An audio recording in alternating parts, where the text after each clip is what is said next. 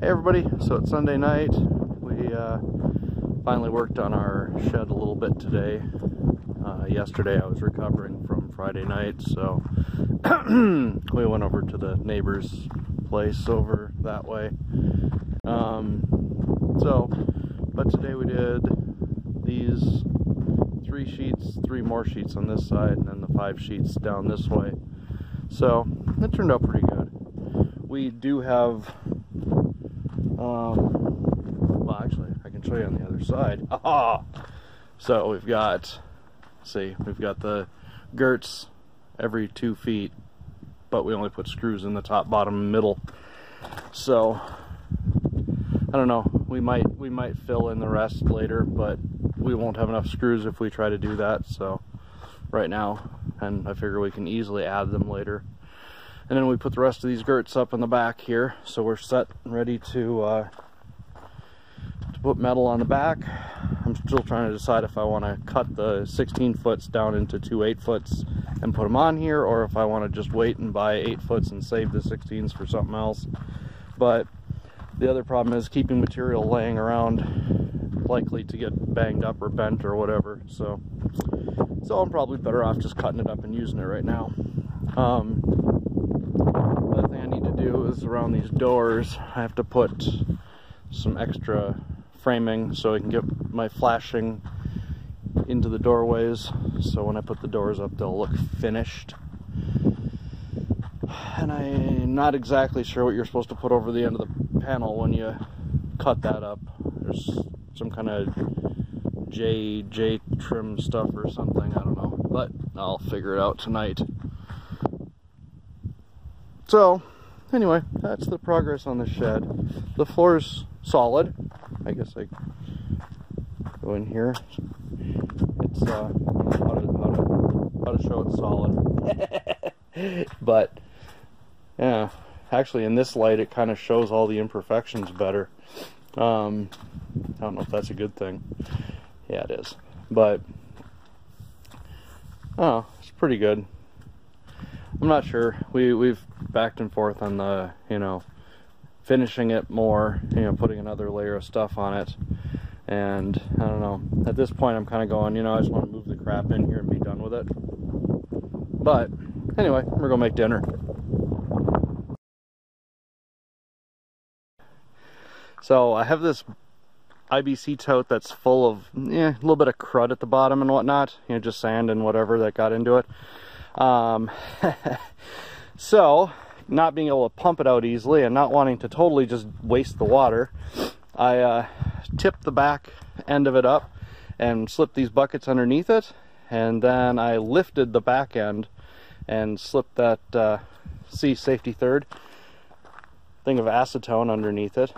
And then we drained a bunch of the water out, and then when I was able to lift it a little higher, Lisa slipped that cinder block under it, and now we're going to take the last of the yuck water out of this thing. So far we've only seen some sand and a moth fall out of here. I wonder what else is going to come out. Probably not much. It's pretty clean. I mean, well, maybe that won't be all of it. We may have more than 5 gallons left in here. Probably a lot more, actually, looking at it. Ah, well.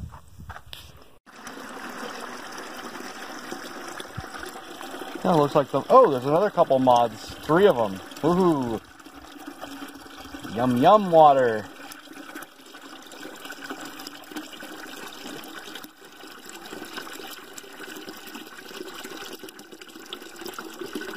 Yeah, this is why we need to make sure these covers get put on at night.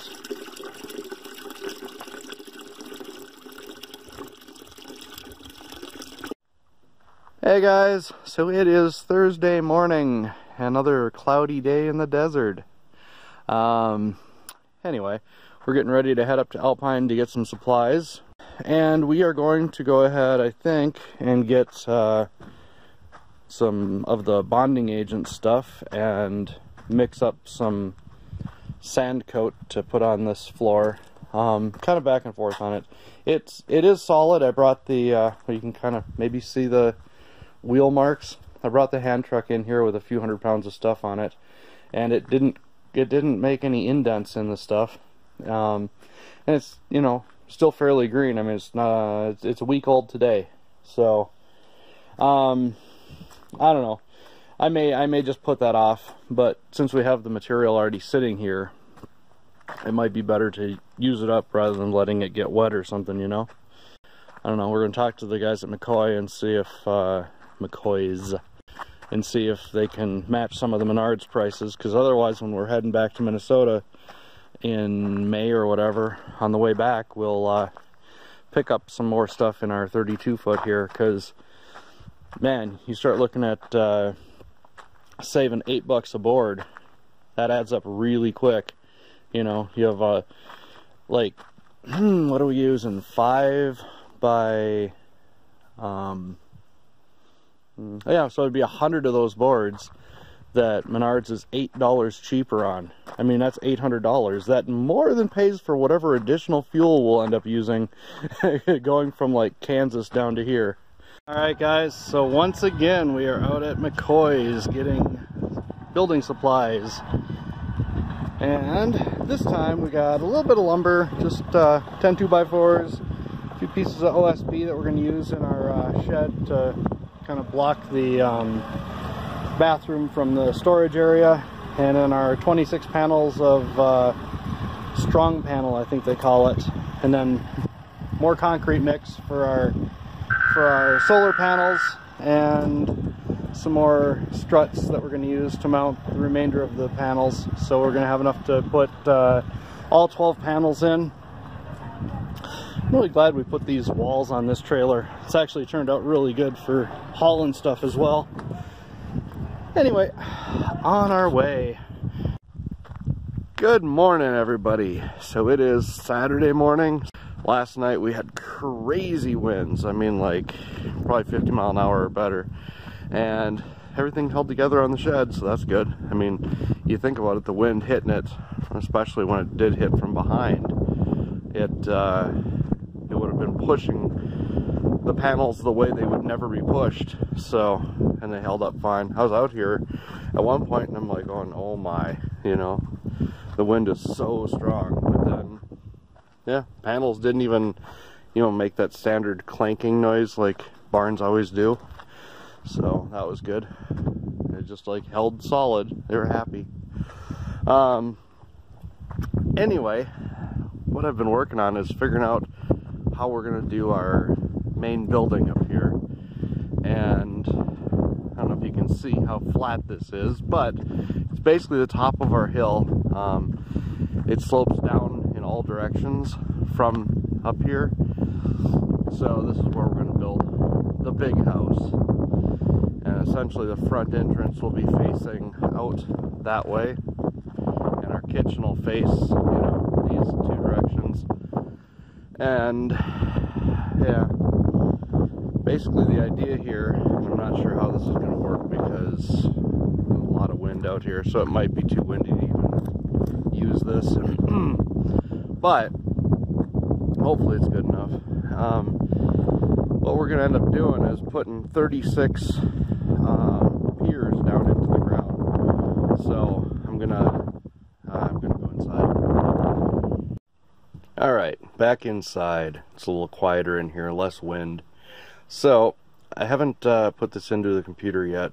Just kind of sketching stuff out and thinking about things. But essentially, every one of these little squares here is a post. So you got 36 posts.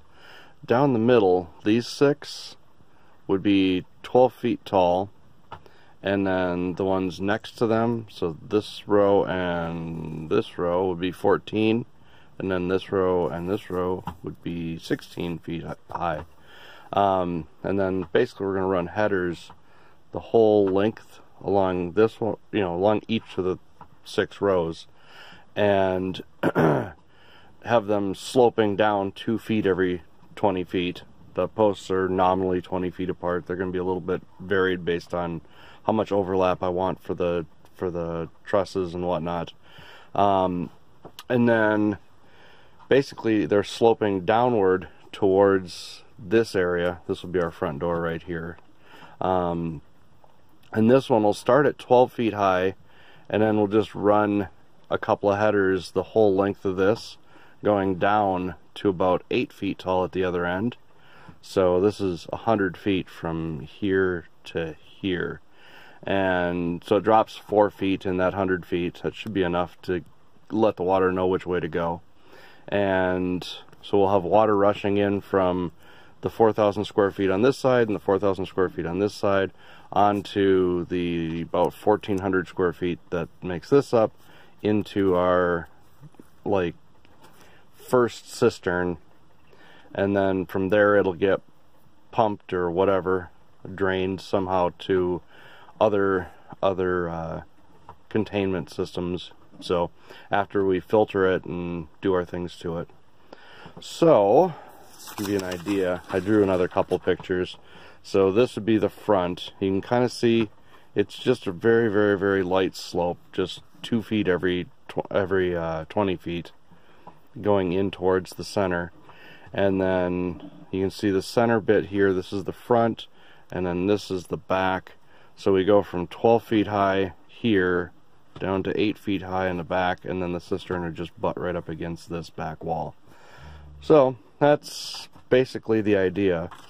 Now, each of these columns that we're going to have, each of the 36, will have a hole dug into the ground. We'll level all the holes, or well, the tops of the footings at least, and then we'll run a pier, I guess is the right word for that, up from the footing.